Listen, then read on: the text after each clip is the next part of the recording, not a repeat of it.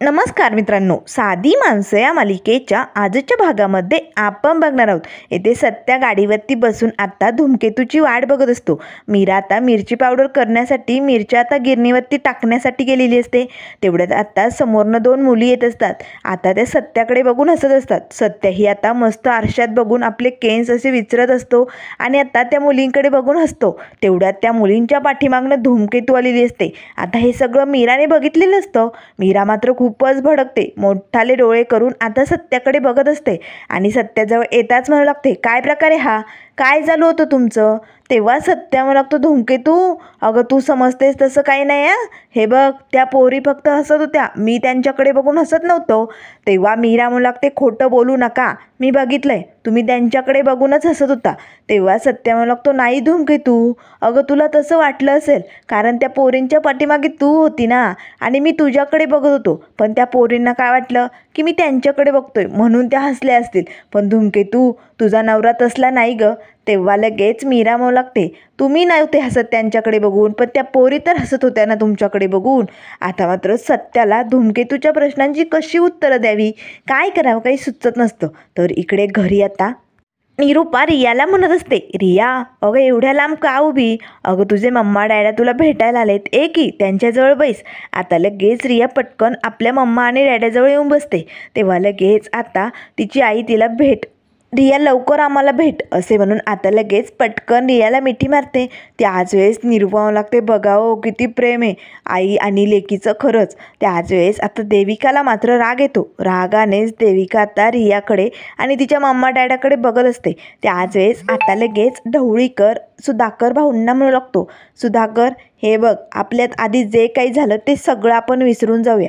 आता आपण व्याही झालोत की नाही, मग त्यामुळे आपण इथून पुढे नवीन नात्याला सुरुवात करूया. तेव्हा निरूपा म्हणू लागते, हो हो, आम्ही समद काही विसरून गेलोय, तुम्ही विसरून जा आणि नवीन सुरुवात करा. तेव्हा लगेच सुधाकर भाऊ मात्र निरूपाकडे रागानेच बघू लागतात. त्याच वेळेस आता ढवळीकर म्हणू लागतो, मला ना माझ्या मुलीला काहीतरी गिफ्ट म्हणून द्यायचं आहे बरं का, चालेल ना? तेव्हा निरूपा म्हणू लागते, हो हो, तुम्हाला जे काही द्यायचं आहे ते तुम्ही देऊ शकता, तुमची मुलगी आहे, आता तुमचं एवढं प्रेम आहे म्हटल्यानंतर तुम्ही काहीही देऊ शकता ना. आता लगेच इथे ढवळीकर जगदाळे असे आवाज देतो. आता लगेच दरवाज्यातनं काही माणसं येतात. त्यांनी खूप मोठमोठी अशी खोकी आणलेली असतात, त्यात भरपूर काहीतरी सामान असतं. आता मात्र हे सगळं बघून पंकज आणि देविकाला धक्काच बसतो. एवढं मोठं गिफ्ट नेमकं या खोक्यांमध्ये असं आहे तरी काय? त्याच वेळेस सुधाकर भाऊ म्हणू लागतात, निरूपा अगं एवढं मोठं गिफ्ट कुठे असतं का, एवढे खोके कशासाठी आणतायत? त्याच वेळेस निरूपा म्हणू लागते, गप्प बसाव तुम्ही, त्यांची लाडाची मुलगी, त्यांना द्यायचं असेल जे काय द्यायचं ते देऊ द्या की, आपण कशाला त्यांच्या प्रेमाच्या मध्ये पडायचं. आणा आणा, तुम्हाला काय आणायचं ते आणा. आता 2-3 माणसं येतात आणि खूप सारी खोके घेऊन येतात. तेव्हा लगेच आता रिया म्हणू लागते, डॅडा अरे हे सगळं कशासाठी? तेव्हा तिचे लगेच डॅडा म्हणू लागतात, रिया तू आमची लाडाची प्रिन्सेस आहे, तुझ्यासाठी आम्ही सगळे हट्ट पुरवणार, तुझे सगळे लाड पुरवणार, तुला हवं नको ते सगळं बघणार. तेव्हा निरूपा म्हणू लागते, हो हो, बघा बघा, तिच्यासाठी जे हवं नको ते सगळं आणा तुम्ही. त्याच वेळेस सुधाकर भाऊ रागाने निरूपाकडे बघत असतात. तेव्हा लगेच ढवळीकर म्हणू लागतो, मला रियाची रूम बघता येईल का? तेव्हा निरूपा म्हणू लागते, हो हो, तुम्हाला बघता येईल ना, तुम्ही टेन्शन घेऊ नका, चला पटकन. मग लगेच निरूपा आता ढवळीकर आणि शलाका दोघांनाही आता रिया आणि रवीची रूम बघण्यासाठी घेऊन जाते. त्याच वेळेस इकडे आता धूमकेतूला कसं पटवावं, काय करावं सत्याला काही सुचत नसतं. तेव्हा सत्या लगेच म्हणू लागतो, धूमकेतू अगं बापाची शपथ, मी खरंच त्या पोरींकडे नव्हते बघत ग, असे म्हणून आता गळ्याला हात लावून सत्या बापाची शपथ घेत असतो. त्याच वेळेस मीरा म्हणू लागते, नाही मला हे काही पटत नाही या. तेव्हा सत्या म्हणू लागतो, धूमकेतू मग आजीची शपथ, मी खोटं नाही बोलते ग, मी खरंच नव्हतो बघत त्या पोरींकडे. तेव्हा मीरा म्हणू लागते, पटलं मला, असं तुम्हाला वाटलं असेल पण तसं नाही या, मी बघितलंय तुम्हाला त्या पोरींकडे बघताना. तेव्हा लगेच सत्या म्हणू लागतो, धूमकेतू तुझी शपथ, खरंच मी असं नाही केलं ग. तेव्हा लगेच आता मीरा म्हणू लागते, ठीक आहे, तसंही एका पोरीचं मन जिंकणं तुम्हाला जमणार नाही, शक्यच नाही, तुम्हाला नाही जमणार ते. तेव्हा सत्या म्हणू लागतो, धूमकेतू उगाच मला चॅलेंज देऊ नको, नाहीतर तुला ते मागात पडेल. तेव्हा मीरा म्हणू लागते, हो उगाच माझं चॅलेंज घेऊन उगाच एखाद्या पोरीचं मन जिंकायला जाऊ नका, तुम्हाला काम शोधायला जायचं आहे ना, मग चला काम शोधायला निघा. तेव्हा सत्या म्हणू लागतो, नाही धूमकेतू, आज मी एका पोरीचं मन जिंकण्याच्याच ड्युटीवरती. तेव्हा लगेच सत्या म्हणू लागतो, हो धूमकेतू, खरंच आज मी एका पोरीचं मन जिंकण्याचं काम करतोय. तेव्हा मीरा आता रागाने सत्याकडे बघू लागते आणि म्हणू लागते, काय, कुठली पोरगी ती आणि कुणाचं मन जिंकतायत तुम्ही? तेव्हा सत्या म्हणू लागतो, धूमकेतू, माझ्या समोरच उभी ती. तेव्हा मीरा लगेच आजूबाजूला बघू लागते, कोणी त्यात दिसत नाही आहे. तेव्हा ती सत्याला म्हणू लागते, लवकरात लवकर सांगा कोण आहे ती पोरगी? तेव्हा सत्या म्हणू लागतो, हे काय, माझ्या समोर माझी बायको उभी. आणि धूमकेतू, आज हा सत्या त्याच्या बायकोचं मन जिंकण्याचं काम करणाऱ्या बायकोच्या ड्युटीवरती आहे. तेव्हा आता मीरा मात्र लाजू लागते आणि हसतच सत्याकडे बघत असते. तेव्हा सत्या म्हणू लागतो, धूमकेतू, मग जायचं का कुठेतरी फिरायला? तसंही आज आपण घरातनं निघालो तेव्हा तू काही खाल्लं पण नाही. आपण जरा फिरायला जाऊ, काहीतरी मस्त खाऊया, जायचं धूमकेतू? मीरा मात्र हसतच सत्याकडे बघत असते. तेव्हा सत्या म्हणू लागतो, धूमकेतू, आता गाडी आहे, गाडीवाला तयार आहे, पण पाठीमागे बसणारी तयार आहे की नाही तिचा होकार पाहिजे फक्त धूमकेतू. तेव्हा मीरा म्हणू लागते, हो चालेल, मी यायला तयार आहे. तेव्हा सत्य म्हणू लागतो, हो ना मग धूमकेतू, मग चल, आज तुझं मन जिंकूनच दाखवतो मी. तेव्हा मीरा म्हणू लागते, जमेल तुम्हाला ते? तेव्हा सत्या म्हणू लागतो, या सत्याला काही जमत नाही, असं होतच नाही. बघ धूमकेतू, आज हा सत्या बायकोचं मन जिंकणार म्हणजे जिंकणार. असे म्हणून आता लगेच सत्या पटकन हात पुढे करतो. मीरा आता सत्याच्या हातात हात देते आणि पटकन पाठीमागे बसते. आता दोघेही गाडीवरती निघालेले असतात. मीरा मात्र एकटक आरशात बघून आता सत्याकडे बघत असते. त्याच वेळेस आता इकडे मात्र निरूपा लगेच ढवळीकर आणि शलाकाला आता रिया आणि रवीच्या रूममध्ये घेऊन येते. आता रिया आणि रवीच्या रूममध्ये येताच ढवळीकर मात्र रागानेच निरूपाला म्हणू लागतो, हे काय, तुम्ही काय म्हणाला होतात, आमच्या मुलीला राणीसारखं ठेवतायत म्हणून एवढ्याशा रूममध्ये माझी मुलगी राहती, शक्यच नाही हे. तेव्हा शलाका म्हणू लागते, शी, किती छोटी रूम आहे, कसली रूम आहे ही? नाही नाही नाही, इथे तर माझी रियू कशी राहू शकते? नाही नाही, अशा नाही तर ती 4-5 दिवसातच आपल्या घरी निघून येईल, शक्यच नाही आहे तिचं इथे राहणं. तेव्हा निरूपा म्हणू लागते, असं काय करताय? तेव्हा ढवळीकर म्हणू लागतो, हे बघा, मी तुम्हाला आधीच सांगितलं आहे, आमच्या मुलीला कुठलाही त्रास होता कामा नये. आणि तुम्ही जर आमच्या मुलीला अशी वागणूक देत असाल, अशा रूममध्ये ठेवत असाल, तर आम्ही इथे येणं बंद करू. अजिबात जमणार नाही. अशाने आमची मुलगी लवकरात लवकर आमच्याकडे निघून येईल. तेव्हा निरूपा म्हणू लागते, हे बघा, असं नका करू. त्याच वेळेस आता ढवळीकर म्हणू लागतो, तुमच्याकडे दुसरी मोठी रूम नाही आहे का? एवढ्याशा रूममध्ये का ठेवलं आहे माझ्या रियाला? तेव्हा लगेच आता निरूपा मनाशीच म्हणू लागते, नाही नाही, ही सोन्याची अंडी देणारी कोंबडी अशी हातातनं जाऊ देता कामा नये. मला काहीतरी करावं लागेल, कसं तरी यांना आता शांत करावं लागेल. तेव्हा ढवळीकर म्हणू लागतो, मी काय विचारतोय, तुमच्याकडे यापेक्षा मोठी रूम आहे की नाही? तेव्हा निरूपा म्हणू लागते, आहे ना, सत्या आणि मीराची रूम आहे ती, आहे मोठी रूम आहे, चला मी दाखवते. असे म्हणून निरूपा आता पटकन त्या दोघांना सत्या आणि मीराच्या रूममध्ये घेऊन जाते. आता मात्र ढवळीकर लगेच सत्याच्या रूममध्ये येताच मनाशीच म्हणू लागते, सत्या, आता बघ, नाही तुला या रूममधनं बाहेर काढलं ना तर नावाचा विक्रांत नाही. आता असे म्हणत आता ढवळीकर खूपच खुश झालेला असतो. त्याच वेळेस शलाका म्हणू लागते, विक्रांत, ही रूम जरा स्पेशियस वाटते ना, आपल्या रियूसाठी भारी आहे ना? तेव्हा लगेच विक्रांत म्हणू लागतो, हो, जरा मोठी पण आहे आणि छान वाटते. आता इथे आपण आपल्या मनाप्रमाणे सगळं काही करूया.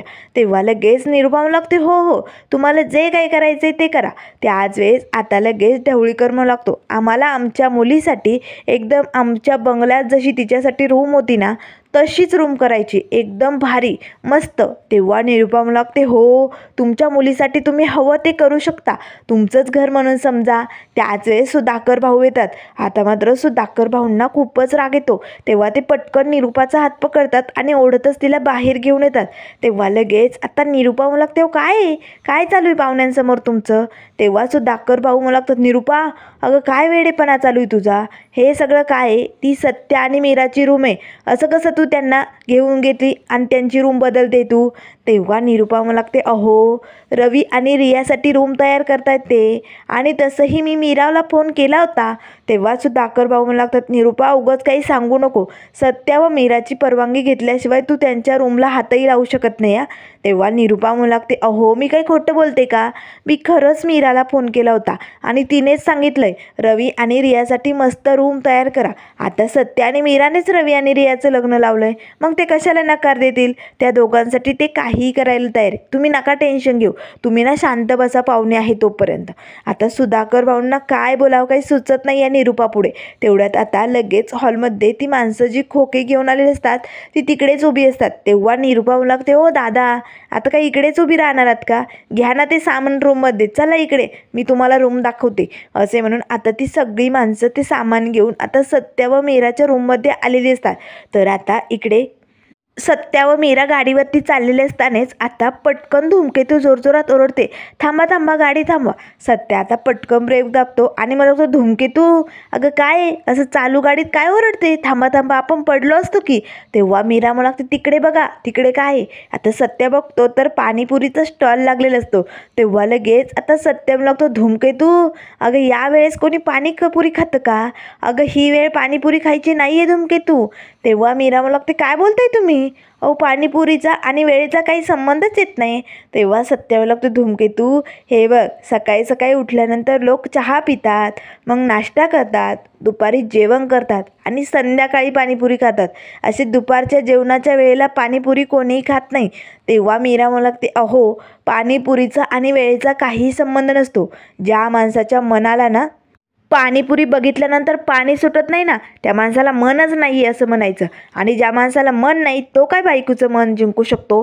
तेव्हा सत्या लगेच धूमकेतूकडे बघू लागतो. त्यावर मीरा म्हणू लागते, तुम्हाला नाही यायचं आहे का पाणीपुरी खायला? मग नका येऊ, बसा इकडेच मी जाते. असे म्हणून धूमकेतू लगेच आता पुढे जाते. त्याच वेळेस सत्या म्हणू लागतो, नाही आहे धूमकेतू, आज काही झालं तरी हा सत्या बायकोचं मन जिंकणार. आता सत्या पटकन गाडीवरनं उतरतो आणि इकडे पाणीपुरीच्या स्टॉलवरती येतो. त्याच वेळेस मीरा आता त्या काकांना म्हणू लागते, काका 2 पाणीपुरीच्या प्लेट द्या बरं का. तेव्हा लगेच आता सत्या म्हणू लागतो, कितीला प्लेट एक? त्यावर ते काका म्हणू लागतात, 25 रुपये प्लेट. असे म्हणून आता लगेच ते प्लेट लावायला सुरुवात करतात. त्याच वेळेस सत्या हळूच आपल्या खिशात हात घालतो. सत्याच्या खिशात फक्त 27 रुपये असतात. तेव्हा सत्या मनाशीच म्हणू लागतो, नाही नाही 2 प्लेट जर घेतल्या तर पैसे पुरणार नाही आणि मग कसं जमणार. नाही मी एक काम करतो, मी फक्त धूमकेतूपुरतीच पाणीपुरी घेतो. असे म्हणून सत्या लगेच आता त्या काकांना म्हणू लागतो, काका एकच प्लेट लावा. तेव्हा लगेच धूमकेतू म्हणू लागते, हो काय 1 प्लेट, दोघे पण खाऊया ना. तेव्हा सत्या म्हणू लागतो, धूमकेतू अगं आता निघताना निरूपाने मला किती भरवला नाश्ता, तुला बघितलं ना तू.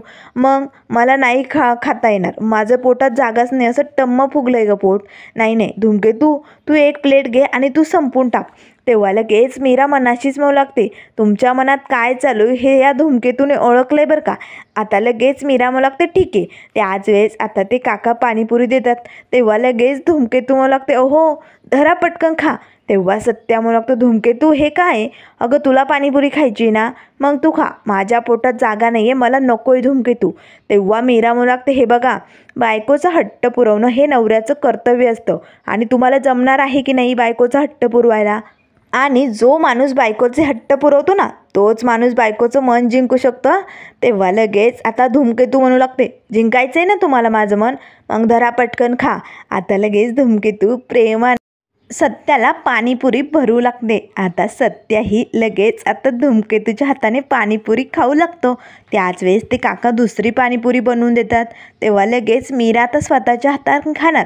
ते सत्या पटकन धूमकेतूच्या हातनं पाणीपुरी घेतो आणि प्रेमाने धूमकेतूला भरवतो. असे करून आता सत्या आणि मीराने दोघांनीही 2-2 पाणीपुऱ्या खाल्लेल्या असतात. आता शेवट उरलेली असते ती 1 पाणीपुरी. तेव्हा लगेच सत्या म्हणू लागतो, धूमकेतू अगं आता काय करायचं. त्यावर लगेच मीरा म्हणू लागते, थांबा. मीरा पटकन आता एका पाणीपुरीचे 2 भाग करते. अर्धा सत्याला भरवते, सत्या लगेच अर्धा भाग धूमकेतूला भरवतो. आता दोघेही आता प्रेमाने एकमेकांकडे बघत असतात. त्याच वेळेस आता इकडे शलाका आणि विक्रांत दोघेही हॉलमध्ये बसतात. तेव्हा निरूपा म्हणू लागते, रव्या अरे तू का लांब बसलाय? अरे सासू सासरे तुझे, त्यांच्या पाया पड. तेव्हा लगेच आता मम्माच्या सांगण्यावरनं लगेच आता रवी, शलाका आणि विक्रांत दोघांच्याही पाया पडतो. तेव्हा लगेच विक्रांत म्हणू लागतो, हे बघ रवी तू अगदी माझ्या मुलासारखा आहे, हे बघ, आम्ही दोघांनी तुमचं प्रेम कधीही समजून घेतलं नाही रे. आम्हाला ते कळलंच नाही. आमच्याकडनं खूप मोठी चूक झाली. पण रवी, तुझ्या वडिलांप्रमाणे आहे की नाही, मग त्यामुळे प्लीज आम्हाला माफ करा. तेव्हा लगेच रिया म्हणू लागते, खरंच डॅडा? तेव्हा विक्रांत म्हणू लागतो, हो. त्याच वेळेस निरूपा म्हणू लागते, देविका अगं बघत काय बसली? अगं पाहुण्यांसाठी नाश्ता आण ना, जा पटकन. देविकाला मात्र खूपच राग येतो. तेव्हा देविका लगेच आता हळूच पंकजला म्हणू लागते, पंकज अरे काय ठोंब्यासारखा उभा राहिला बघतोय, अरे काहीतरी बोल ना तू. तेव्हा पंकज लागतो, आता मी काय बोलू? त्यावर देविका म्हणू लागते, अरे मग मी काय मोलकरीन नाही का इथे हाताखाली चहा नाश्ता करायला? नाही करणार मी हे सगळं. त्याच वेळेस आता ढवळीकर म्हणू लागतो, नाही नाही, नाश्त्याची काहीही गरज नाही आहे, आज आम्ही नाश्ता वगैरे घेणार नाही आहे. त्याच वेळेस निरूपा आता हळूच बाहेर डोकावून बघत असते. किती वाजले? 2 तर वाजले नसतील ना? हा सत्या येणार तर नसेल ना, याची भीती आता निरूपाला वाटत असते. तेव्हा निरूपा म्हणू लागते, असं कसं? नाश्ता करून जा ना. त्यावर शलाका म्हणू लागते, नाही नको, आता तसंही हे आमच्या रियोचं घर आहे, मग आम्ही नेहमी येत जातच राहू ना, नंतर कधीतरी नाश्ता घेऊया. तेव्हा विक्रांत म्हणू लागतो, हो पण ना आज मी फक्त रियासाठी गिफ्ट आणलं, पण मला तुम्हा सगळ्यांना गिफ्ट द्यायचे आहे, ते तुम्ही प्रेमाने घ्याल ना? तेव्हा निरूपा म्हणू लागते, म्हणजे तसं काही गिफ्टची गरज नव्हती, दिलंच पाहिजे असं थोडं काही असतं, पण आता जर तुम्हाला द्यायचंच असेल तर. तेव्हा विक्रांत म्हणू लागतो, द्यायचं होतं पण आता जर तुम्ही घेत नसाल तर. तेव्हा निरूपा म्हणू लागते, नाही नाही, तुम्ही द्या प्रेमाने, जे द्यायचं ते द्या, तुम्ही घरी पाठवा, आम्ही नक्की त्याचा प्रेमाने स्वीकार करूया. तेव्हा लगेच सुधाकर भाऊ म्हणू लागतात, निरूपा अगं काय बोलतीस तू? बस कर की निरूपा आता. तेव्हा निरूपा म्हणू लागते, गप्प बसाव तुम्ही, मी पाहुण्यांशी बोलते ना. त्याच वेळेस आता लगेच रिया उभी असते. तेव्हा निरूपा पटकन रियाजवळ येते आणि म्हणू लागते, अगदी माझी लाडाची सून ग, असे म्हणून पटकन आता रियाला मिठी मारते. देविकाचा मात्र खूपच जळफळाट होतो. आजपर्यंत मी लाडकी होते या बाईची आणि आता ही रिया अचानक मधून कुठे लाडकी झाली, मला ना काही कळतच नाही, असे आता देविका मनाशीच म्हणत असते. त्याच वेळेस निरूपा पटकन आता तिच्या तोंडावरनं असा हात फिरवते आणि मला लागते, खूप प्रेमाची हो तुमची पोरगी, खरंच खूप भारी आहे गोजिरी. आता मात्र लगेच विक्रांत मनाशीच म्हणू लागतो, अगदी मला हवी होती ना तशीच ही बाई आहे, आता ही आमच्या जाळ्यात अशी अडकणार आहे ना, मग या घरात मी असे बॉम्ब फोडणार आणि या घराचं वाटोळं करणार, धमाकेवरती धमाकेच होणार या घरात. तेव्हा लगेच आता शलाका म्हणू लागते, बरोबर चला आता आम्ही निघतो रिया, नंतर कधीतरी भेटूया, असे म्हणून आता लगेच विक्रांत आणि शलाका दोघेही निघालेले असतानाच दरवाज्यात सत्या आणि मीरा येतात. सत्या आणि मीरा दोघेही खूपच खुश असतात. त्याच वेळेस आता ढवळीकरला मात्र आपल्या घरात बघतात सत्याला मात्र खूपच राग आलेला असतो. आता रागाच्या भरात सत्या ढवळीकरकडे बघत असतो. त्याच वेळेस निरूपा मात्र डोक्यालाच हात लावते, अरे बापरे, आता हा सत्या घरी आला, आता काही खरं नाही, आता काय होणार? हा प्रश्न आता सगळ्यांना पडलेला असतो. तर त्यानंतर मित्रांनो पुढील भागामध्ये आपल्याला बघायला मिळेल, निरूपा आता सत्या आणि मीराला त्यांच्या रूममध्ये घेऊन जाते आणि मला लागते, आजपासून या रूमकडे बघायचं नाही, आजपासून ही रूम रवी आणि रियाची, तुम्ही तुमची सोय दुसरीकडे कुठे करायची ना ते बघून घ्या. आता मात्र सत्या लगेच रागाच्या भरातच रूममधनं बाहेर जातो. आता निरूपाला वाटतं की या दोघांना रूमच राहिली नाही, मग आता यांचं काही खरं नाही. पण मात्र सत्या असं काही डोकं वापरतो आणि हॉलमध्ये आपल्या धूमकेतूसाठी सुंदर अशी रूम तयार करतो. सगळींकडून अशा साड्यांचं सत्याने मस्त असं डेकोरेशन केलेलं असतं आणि पुढून आता असं सत्याने सत्या व मीरा या दोघांची रूम असं आता मस्त नावही लावलेलं असतो. त्याच वेळेस आता निरूपा येते आणि मला लागते, हे काय? तेव्हा सत्या मला लागतो, निरूपा तू म्हटली होती ना आता तू तुझ्या बायकोची सोय दुसरीकडे कुठेतरी कर, मग मी माझ्या बायकोसाठी स्पेशल रूम बनवली. त्याच वेळेस आता लगेच आतमधनं धूमकेतू बाहेर येते आणि मला लागतं, अहो एक नंबर रूम झाली, मला ना खूप आवडली, तुम्ही अगदी माझं मन जिंकलंय. आता निरूपाला तर धक्काच बसतो, ह्या दोघांचं काय चालू आहे? आता मात्र निरूपा धक्क्यानेच त्या दोघांकडे बघत असते. सत्याने मात्र आता खूपच छान अशी मीरासाठी कशी रूम बनवली हे आपल्याला लवकरच बघायला मिळेल. तर त्यामुळे मित्रांनो अशाच मालिकेंच्या अपडेट पाहण्यासाठी चॅनलला लाईक करा, सबस्क्राईब करा. व्हिडिओ पाहिल्याबद्दल धन्यवाद.